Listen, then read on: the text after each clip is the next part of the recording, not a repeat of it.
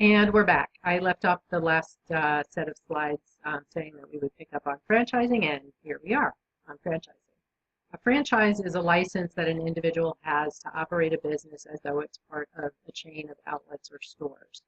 So the franchisor is the corporation that is granting the franchise. So if you think about fast food, it's the McDonald's Corporation, evil company though it is.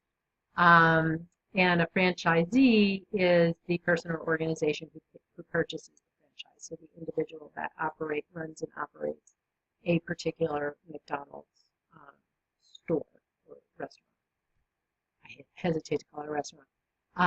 Or in my previous set of slides, I had alluded to a former student of mine who was a franchisee of a Cold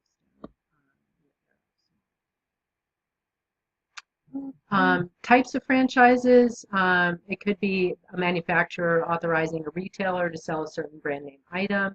It could be a producer licensing a distributor to sell a product to retailers. Or it could be a franchisor supplying brand names, techniques, or services instead of a complete product. Franchising has exploded really. It's been a huge component of the small business sector for the last several decades as the fast food industry started growing, say from the 70s until maybe 10, 15 years ago. The growth of franchising expanded with that. It has been attracting more women and minority business owners than ever before.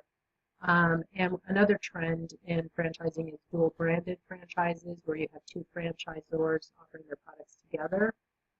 So you see it a lot at gas stations, for example, where you might have a Subway, the sandwich shop place, Subway and a mobile mini mart or something like that together physically, the products being offered together. The success rate for franchises is considerably higher than it is for other small businesses because you have, going back to the availability of capital, you have more capital at your disposal through the franchisor. 94% of franchise owners say that they're successful, however they define success. Sometimes expanding too rapidly or not having enough capital on hand can cause franchises to fail, just in the same way that those things could cause other small businesses to fail. There are advantages both from the franchisor's perspective as well as the franchisee's perspective. The franchisor, or the corporation, it has a fast and well-controlled distribution of its products. So Cold Stone, instead of having to distribute all over, they just simply let the franchisee take care of that. So it gives them a fast and controlled distribution channel. It doesn't need to go through the trouble of constructing and running its own outlets unless the franchisees take care of that. That leaves them, the company, more working capital for other things, such as expanded production, advertising, marketing. The franchising agreements allow them to maintain product and quality standards. So, for example, if you have a McDonald's franchise, you don't get to choose where you get your French fries from. You will get your French fries from one place and one place only because that's what McDonald's requires. So the idea is to have very consistent product and quality standards. From the franchisee's perspective, it's a great opportunity to start a small business because it requires typically less capital than starting other types of small businesses, and the business name is usually recognized as a proven business, so that has brand recognition built in from the start. The franchisor is usually available for guidance and advice. If you run into a problem, they've probably had other franchisees that have had similar problems that might be able to help you.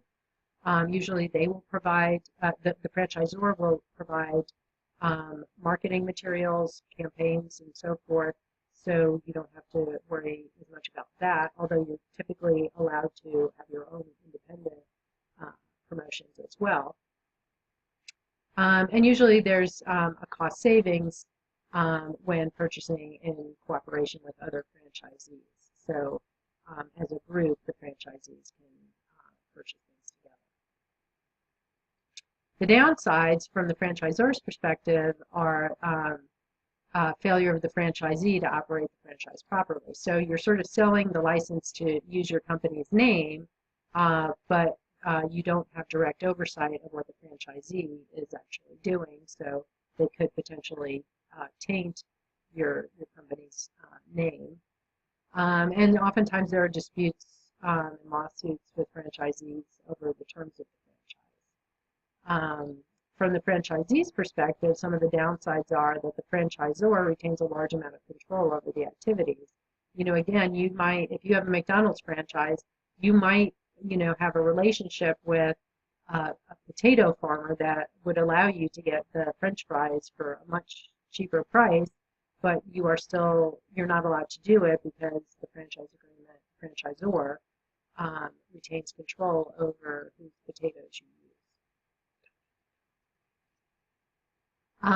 And secondly, or I should say relatedly, some franchise agreements allow the franchisor to open a competing franchise within the same geographic market.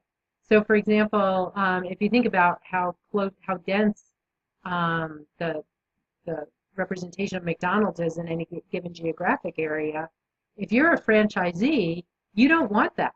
You want to be the only McDonald's in a 5-mile radius, let's say, because that means if people are feeling like they want to have a quarter pounder with cheese, they're going to come to your franchise. But a lot of times the franchise agreements are written such that the franchisor can sell another franchise, 2 blocks away. So then, you think that you're getting this great business opportunity, but then you're actually ending up having to share it with another franchisee who's very geographically close to you. So it ends up not being such a great deal after all. If you are considering a franchise, look very carefully at the terms of the franchise agreement to see if there are any limitations on